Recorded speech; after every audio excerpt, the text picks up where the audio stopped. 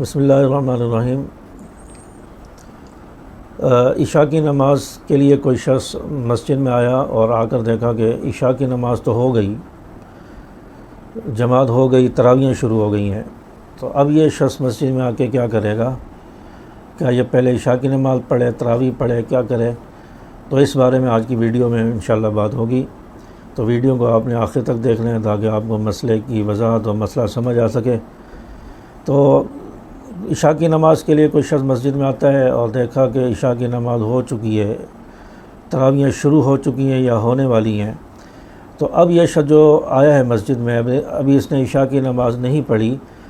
تو یہ مسجد میں آتے ہی پہلے عشاء کی نماز پڑھے گا، عشاء کے فرض پڑھے گا، عشاء کی 2 سنت پڑھے گا، اس کے بعد تراویح میں شامل ہو جائے گا۔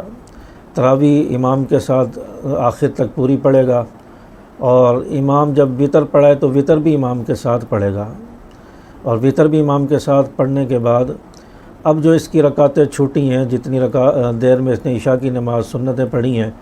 اس میں جو اس کی تراویح کی رکعتیں رہ گئی ہیں، اب یہ جماعت کے ساتھ امام کے ساتھ وطر پڑھنے کے بعد اپنی وہ چھوٹی ہوئی تراویح کی رکعتیں جو ہے یہ پوری کرے گا، اپنی الگ سے پڑھے گا،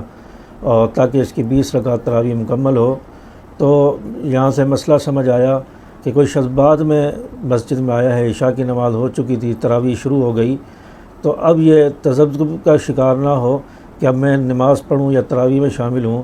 تو اس شخص کو پہلے نماز پڑھنی ہے، عشاء کے فرض پڑھنے، 4 فرض پڑھنے، پھر 2 سنتیں فرضوں کے بعد کی پڑھنی ہے، اس کے بعد تراویح میں شامل ہو جانا ہے، پوری تراویح امام کے ساتھ پڑھنی ہے، اور وطر بھی امام کے ساتھ ہی پڑھنے ہیں، اور وطر پڑھنے کے بعد جو اس کی رکعتیں اگر چھوٹ گئی ہیں